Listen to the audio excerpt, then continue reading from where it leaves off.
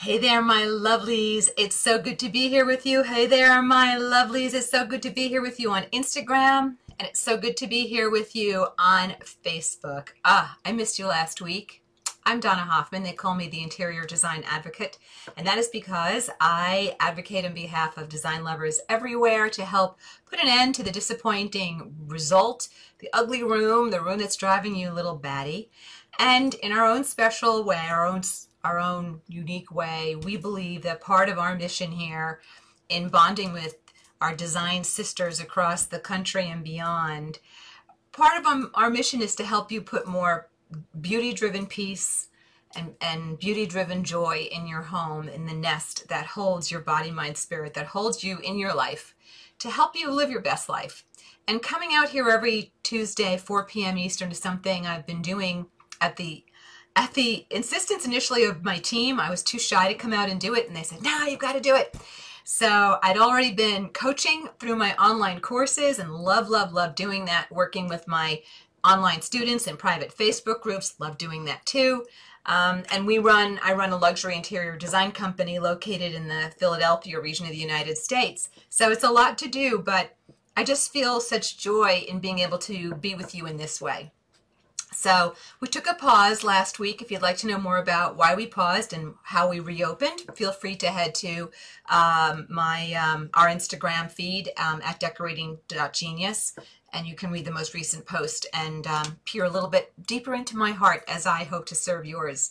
So today we are going to talk about avoiding hiring the nightmare designer. Avoiding hiring the nightmare designer, ...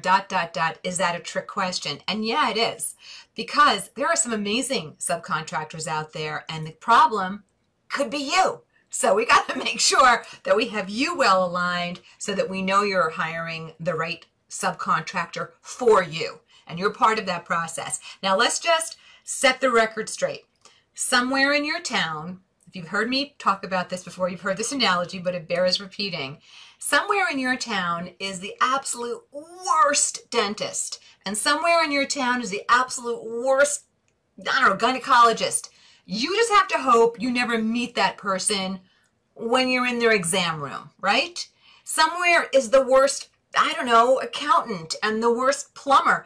The worst is out there, but so is the best. And so is the excellent. And we want to make sure that you're aligning to find the best in whatever industry you're hiring in. And whether you're doing a subcontractor who's a cabinet maker or an electrician or a plumber or a builder. And a lot of builders are beyond being subcontractors, but we'll put that in there.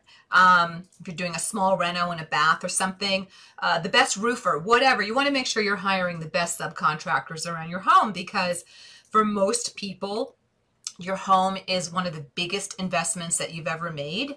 For most people, doing anything to your home, these are hard-earned dollars. And you want to make sure that you're hiring the right people to start banging into your walls. So a couple of things to think about and where you have responsibility too. Number one, you got to hire well. And hiring well means you've got to vet and vet hard. And some great ways to vet well is not to take, your neighbor's word for it that so-and-so did a great job for him or her. And certainly that does have street cred, but also you want to check out, a lot of towns now have local Facebook groups. Put that subcontractor's name out in that group and say, hey, has anybody had any experience with so-and-so? And you can also, of course, definitely want to check out the Better Business Bureau, see if there are any complaints against this person. You can just Google complaints against and just name their company. It might be their own name or some fictitious name. You want to see if there's a problem out there. And of course, you want to talk to their references, but everybody's going to give you their best references. Well, I say that, but I was vetting a subcontractor for a client of ours. In fact, right now, one of our private design clients wants us to vet landscape architects for them. I once called a guy's references he had given me, and they weren't so good. I was kind of surprised he was giving those people out as references. But anyway, and so you want to really vet hard, but you also want to make sure that you are on top of the details with any subcontractor that you hire.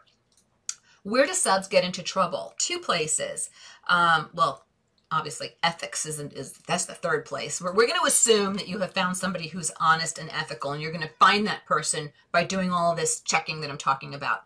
But the other place where subs get into difficulty is that they underbid your job, and they don't give you a clear enough sense of what your timeline is. So you have to really ask great questions. You want to ask questions like, hey, who's on this job who's going to be on the job painting for me? What's my start date? Let's say I sign with you. What's the start date? And talk me through the process. What does it look like? And what's my end date? Are you going to disappear in the middle of this job? If I'm a small bathroom reno and I know you're a bigger builder and you're doing kitchens and renovations, additions and things, how does my job stack in there? Are you going to disappear for a week? It's happened. You also want to make sure that you're very clear. This is tough. With what your expectations are on materials. So if you're having somebody do your roofing, yeah, I want a 20-year, although everybody's now doing 30-year tiles in terms of what they're manufacturing, but that's maybe a bad example. Okay, you're doing a bathroom. You want to be clear on, this is the type of look I want. And yeah, I think I want a stone, I want some sort of marble on my floor. Or I want some sort of, I want Carrera on my countertops. You have to be real clear with what you think those materials are. I was talking to a great builder beginning of the year before COVID really happened, and he wanted me to help him come up with allowances for a home that he was doing for a client. And based upon the interview and discussion I did with the client, I saw this client was going to have a lot of custom cabinetry, not even semi, but full custom. And I knew they were going to want to have marble in their bath. It was just what they were showing me. And when I told this client, when I told this builder, we'll call him Alex, it's not really his name. When I told Alex, the builder, hey, these are the kind of allowances I think you need, his answer was, they'll never sign the agreement. They'll never sign for this home. I'd rather give them a more basic allowance and tell them they can always go over. Well, it's not pleasant being a client in a selection meeting for your bathroom tile, let's say, and everything you like is over. I just finished helping a friend of mine who we made a client for a little bit, but she's really a friend of mine, to redo her kitchen. She was really, for various reasons, having a hard time moving forward with it. And we use a great design process that I actually teach inside my course, Decorating Genius system. And this process definitely moves people so easily through decision making. But when I was in the meetings with her and her husband and the builder that they had selected for this kitchen reno, everything they liked was an upcharge. Every cabinet, every handle, every flooring option, every possible tile. I felt so upset and frustrated on her behalf. I couldn't say anything because I was put onto this team and I didn't want to ruffle any feathers, but I thought, boy, is that a blog post right there? Or a Facebook Live. So if I can spare you that, I want to spare you that. The way I feel about it, I'd rather know up front, what's my job really going to cost? What's it going to cost to repaint my living room? What's it going to cost to re-roof my whatever? What's it going to cost to redo my powder room or whatever, as opposed to all of these upcharge change orders throughout your project. So an honest discussion, and I hold subcontractors responsible for pushing that, but I also hold you responsible as the consumer. You need to know what to ask, right? You know that expression, consumer beware? I say consumer be aware. Know what the playing field is and what you're dealing with out there.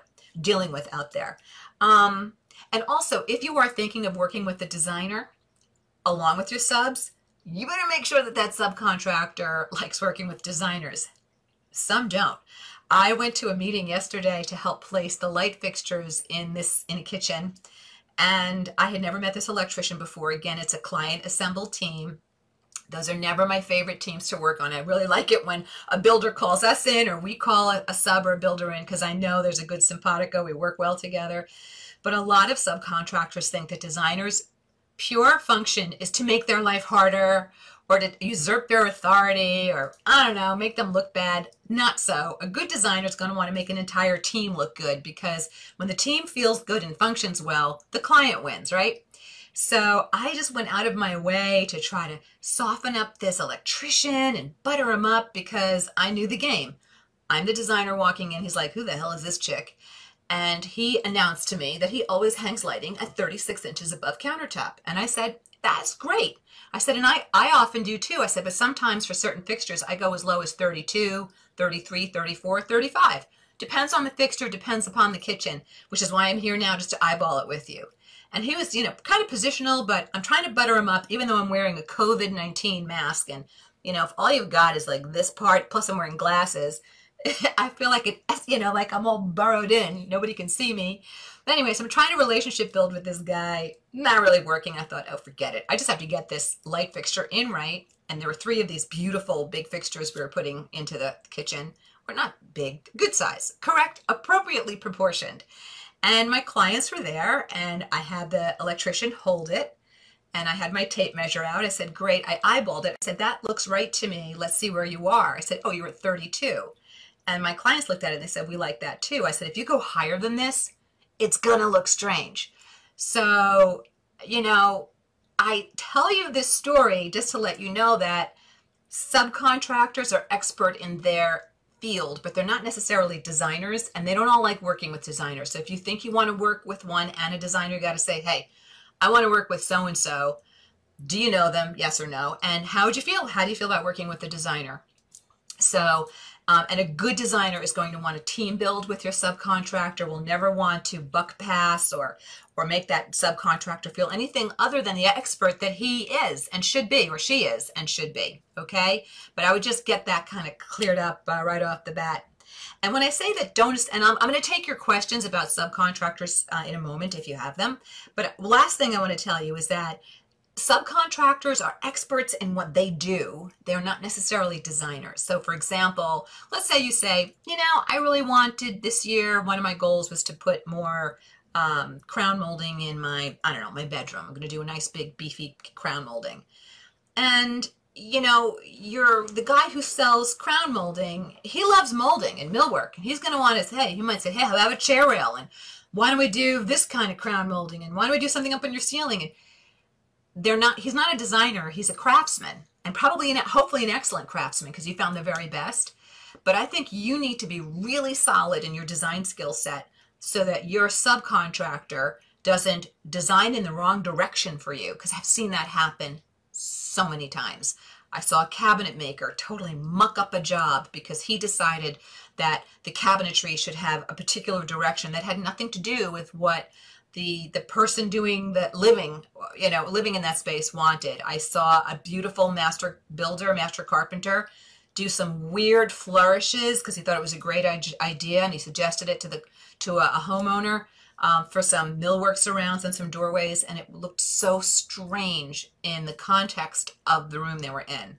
I've seen things kind of go off the rails. I think everybody's got to stay in their lane. I'm a designer. I'm not an electrician. I need to look at my electrician and say, hey, is this possible? If not, what do you think? What's the workaround? I'm not a tile installer, so I need to look at my expert tile installer and say, hey, this is a problem turning this XYZ, and this is the strange repeat here. What do you recommend? I'm there to use the expertise of my subcontractors, and a good subcontractor is going to be secure enough to say, listen, I build amazing cabinetry, but I'm not the designer. And the designer knows what's happening in the adjoining room, or I'm not, looking at your vision. So I'm not saying you have to hire a designer, but what I am saying is somebody has to have good design chops and to be able to work with and control that subcontractor well. Okay, so hopefully that helps you. If you have a question about a subcontractor issue that you're looking to solve, if you've had a nightmare experience, you want to say, share it in 3 lines, or if you've had a dream experience, you want to share it in 3 lines, pass along a little wisdom, by all means do that. And while I'm waiting for you to put in your questions, I want to let you know that next week, 3 p.m., no, that's wrong. Next week, 4 p.m. Tuesday, next week, our Facebook Live is going to be, this is a goodie. It's called Creating Interiors That You Love, Your Design Fingerprint. Creating interiors that you love using your design fingerprint, or what is your design fingerprint? Okay, so there it is. Let me see what's happening out there.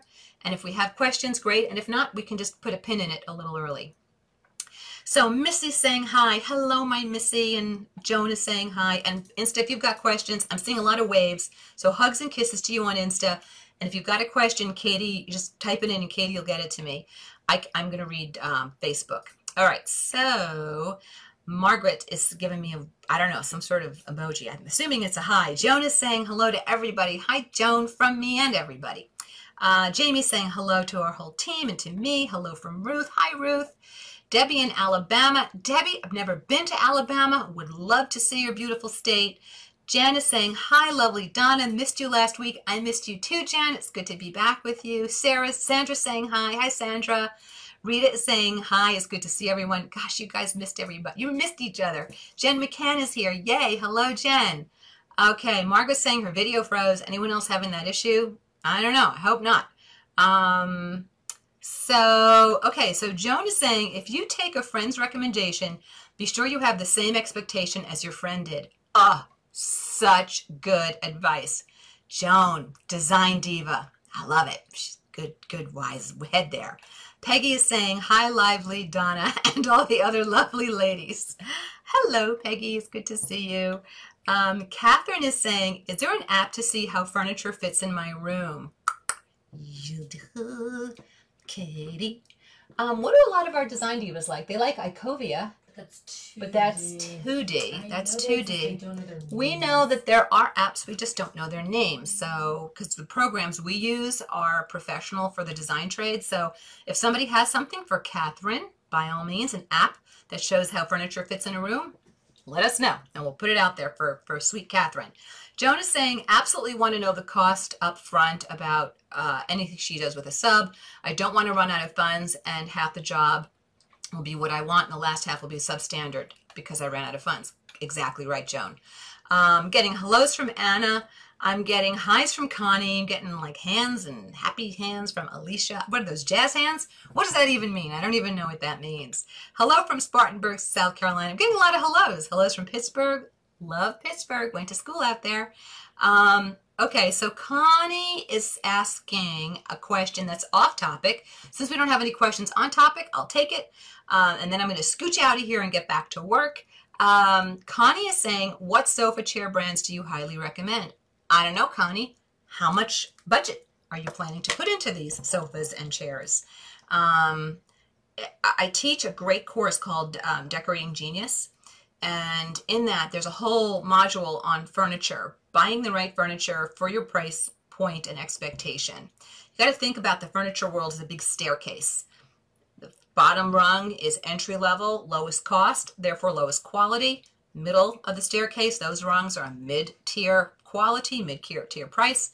Upper level, of course, is best made practices, best materials, and highest price. So it depends on what you want to spend. And the bottom line in furniture is it is so much more expensive to make and ship than anybody wants it to be or thinks it should be. So when manufacturers try to start backing things out to try to land things in a certain price point to make you happy, quality just starts to go by the wayside. So I'm in my company, we sell best made product. Why? Because I'm a snob? Not at all. Far from it. But I'm a businesswoman, and I know that the worst call my company could ever get, the worst phone call I could ever get from a client would be, hey, Don, it's a year later, and, you know, this sofa stinks, and I have seams that are opening up. Or this ottoman is the worst, and I've got tufted buttons popping. Or I hate this table because the finish is coming up. I don't want that headache because it costs a lot of blood, sweat, and tears for me to earn the trust and confidence of every one of my clients. And I'm not going to blow it on a substandard piece of product that I didn't make, but that I recommended. It might have made the client happy up front on the cost, but then on the back end, the quality backfires. So I'm most comfortable discussing brands with you inside the course because we can really talk about what the different cost levels are and quality levels are. So that's the best answer I have for you. I hope you don't think that I was trying to skirt you for any particular reason other than I love you and I want to give you good information. So hopefully that helps you, Connie, enough. Okay, so Marva is saying, Marva has a question about a contractor. I'm looking for a contractor to repair and maybe replace water-damaged hardwood floor in my powder room. Been there for clients, been there for me too. Our hardwood flooring, and this is from Marva, she said, our hardwood flooring installer will not do it because it will maybe damage the subfloor or joist. What's the best way to find a contractor? First of all, Marva, I hope you have homeowners insurance and you put in a claim there. And if you didn't, I would, because it's possible your homeowners insurance will cover part of this repair.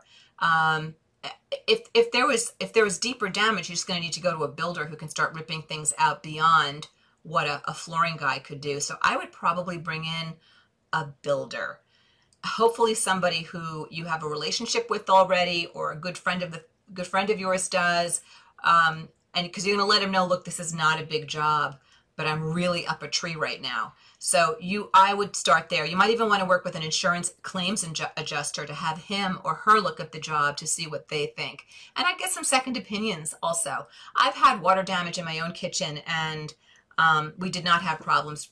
We did not have permanent damage to the subfloor. I mean, I've had refrigerators go on a leaky rant, and I've also had a dishwasher from hell that leaked all over our kitchen once. That was a disaster. And we were able to pull up boards, the flooring guy, and lay in, and he did a really nice match too. So hopefully that'll help you. Linda is saying, what's a good way to locate a good tile contractor? I would definitely, if you are part of any sort of Facebook group, these are my shiny glasses, they catch all that reflection. I'm going to move to my pink glasses. I would definitely check out if there's any Facebook group in your, if there is a Facebook group in your area where people are recommending and sharing subcontractors, that's great. I'd ask coworkers as well as neighbors. I would also, if you know a realtor, my project manager Sandy and I were talking about this today. Realtors are the best. Love a good realtor. They just know everybody. You want a good designer? Ask a realtor. You want a good, I don't know, painter? Ask a realtor. So I would ask a local realtor if you have a relationship there as well. Hopefully, Linda, that will help you. Jan is watching in Tennessee. Jan, good to be watched from Tennessee. Good to have you. Peggy is saying, to sell our small house, what are the maximum things to do? Well, I would definitely check your comps. Comps means what are comparable homes in your area sell for.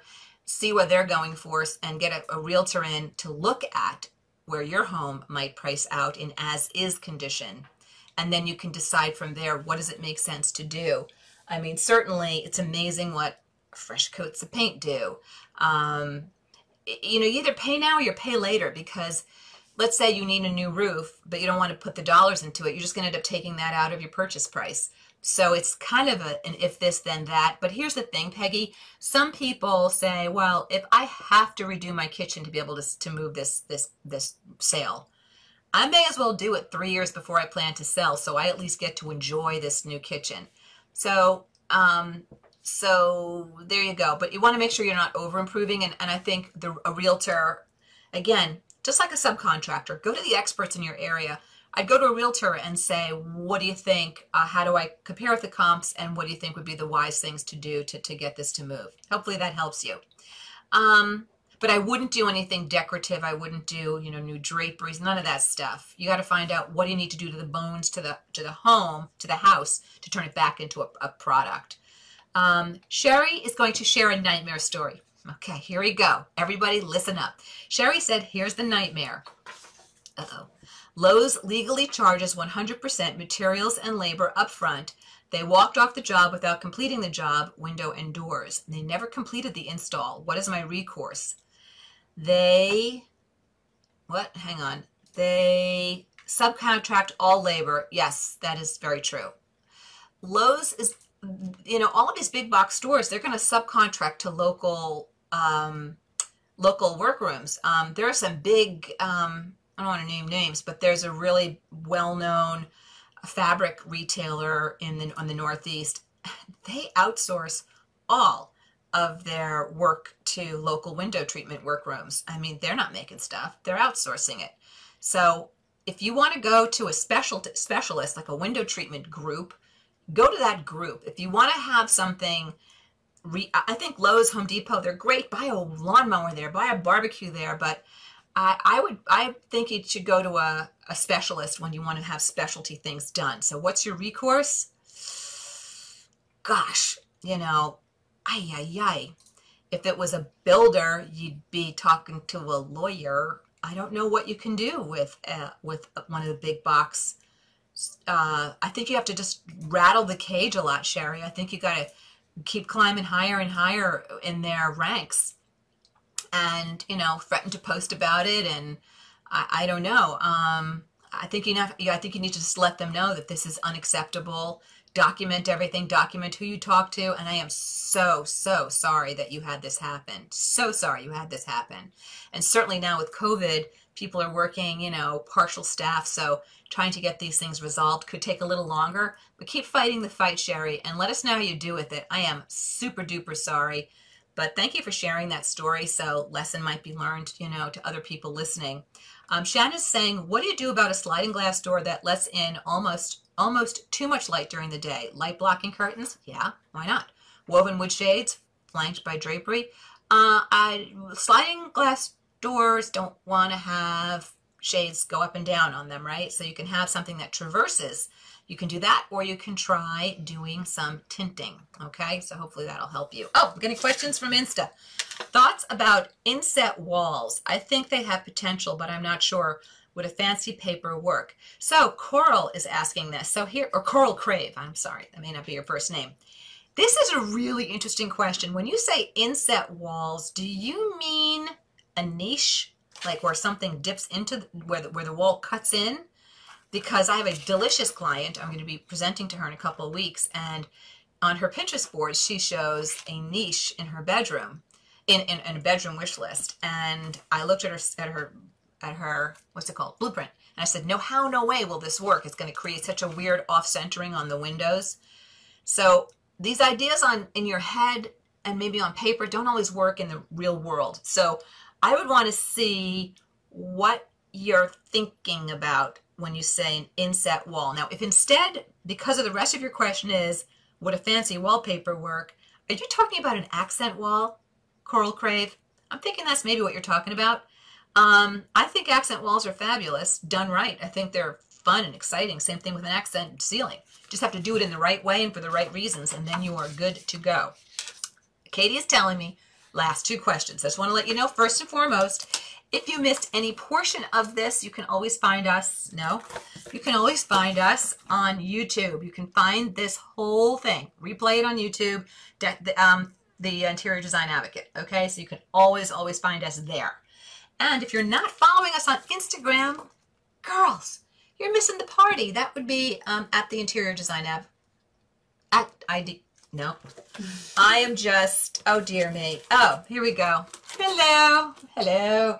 At decorating.genius, That other Insta feed is for our luxury design company. If you want to go there, you can. So decorating.genius is Insta for the Interior Design Advocate, our teaching brand. If you just want to know what mischief we're getting into here at the design studio, that's at IDH Designs. That's at IDH Designs there.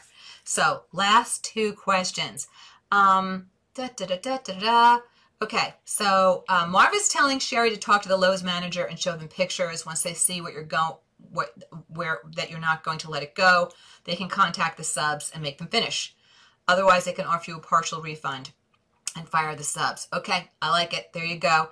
Jamie is saying 100% for the 100% for the Decorating Genius System course. I had the same questions about furniture before taking the course, and the course answered those questions for her. I'm all about putting you girls into the design driver's seat. In fact, I posted a link to here on Facebook. Sorry, Insta, I love you anyway. I posted a link to a free online workshop where I teach about design, and at the end of that workshop, I do talk about the Decorating Genius course. So if you want to learn more about it, you could take that workshop. And if you don't want to learn more about it, you just want some good free stuff, that workshop's the bomb. And I think I give out a free gift in that workshop, if I recall. Yes, I do.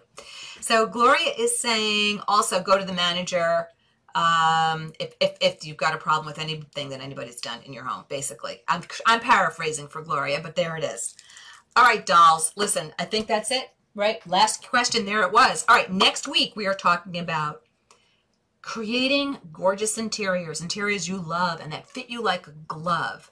The power of your design fingerprint, okay? So there it is.